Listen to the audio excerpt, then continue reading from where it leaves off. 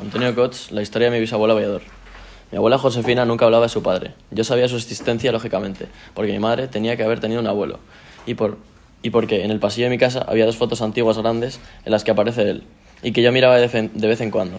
La primera era de un avión que se había estrellado, con toda la parte delantera totalmente destrozada, y en el que se podía adivinar una Betty Boop gigante, que milagrosamente había sobrevivido al impacto. En la segunda había 5 hombres, de unos 40 años, con uniformes militares, cada uno de ellos distinto, en lo que parecía un aeródromo. Mi bisabuelo era fácilmente reconocible porque se parecía a mi abuela. Un domingo estábamos comiendo una paella en casa, como hacíamos todos los domingos. Me atreví a preguntar a mi abuela por las fotos y me contó sobre ellas, lo que sucedió mucho antes de que ella naciera. Sobre el avión destrozado de la foto era un Nieuport Derach NIT-29, un biplano de origen francés.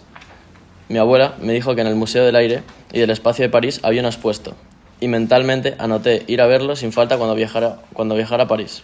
Su padre se había estrellado en África y estuvo ingresado en el hospital de Melilla en julio de 1926. El hospital se llamaba Docker. Su padre le había contado que fue considerado en 1910 utilizando los barracones desmontables de madera tipo Docker. Por lo tanto, durante muchos años se le denominó coloquialmente como Hospital Docker. Seguro que no tenía nada que ver con los hospitales a los que estamos acostumbrados en la actualidad, con todo tipo de avances.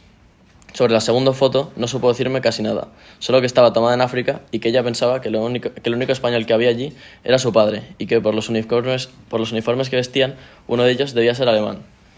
Tras darme estos pocos datos sobre las fotos, mi abuela me preguntó si quería que me contara la historia de mi bisabuelo, que sucedió en el inicio de la Guerra Civil Española. Anda, yo ya había estudiado la Guerra Civil en Historia, entonces me entró curiosidad. Recordaba que la Guerra Civil se produjo entre el 39 de julio y que terminó con la victoria de Franco. Enseguida le dije que sí, y me contó lo siguiente. Para ponerme en contexto, me dijo que su padre, José Antonio de la Maza Saavedra, fue un aviador muy condecorado. No me lo podía creer. 4 cruces rojas de primera al mérito militar, medalla militar colectiva a los grupos de escuadrillas de Melilla, 2 medallas del sufrimiento de la patria, Cruz de María Cristina, Cruz de San Hermenegildo y alguna más que mi abuela no recordaba. El alzamiento se produce el 17 de julio de 1936 y su padre está en Portugal, de luna de miel, ya que se había casado con Pilar, su mujer, 10 días antes. Pero esa no es la historia que me quería contar. La historia que me contó es que el hermano de mi bisabuelo, José Antonio, que por entonces ya era teniente coronel de aviación, que se llamaba Tomás y era un urólogo de reconocido prestigio. Se mantuvo fiel a la República, según la documentación que tenía mi abuela. Tomás tuvo un afiliado a UGT desde el año 1931. Parece que Tomás estaba en Santander en julio del 36 y su hermano solo podía pensar que con sus antecedentes, si triunfaba el alzamiento, a su hermano le iban a fusilar. Y no le faltó razón, ya que, como he podido comprobar, pese a que al principio el alzamiento no triunfó, la ciudad acabó cayendo en 1937.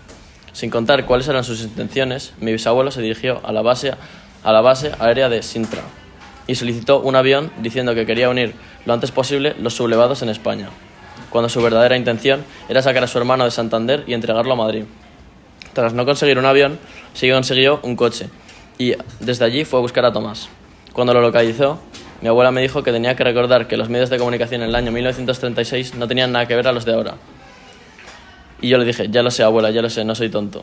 Lo metió en el coche y pasando todos los controles que se encontró por el camino, aduciendo su condición de teniente coronel de aviación y negándose a entrenar a su hermano, en ningún momento poniendo en peligro su propia vida. Consiguió llegar a Madrid. Su hermano Tomás, como era de esperar, acabó siendo procesado al terminar la Guerra Civil en 1939, pero fue declarado inocente finalmente.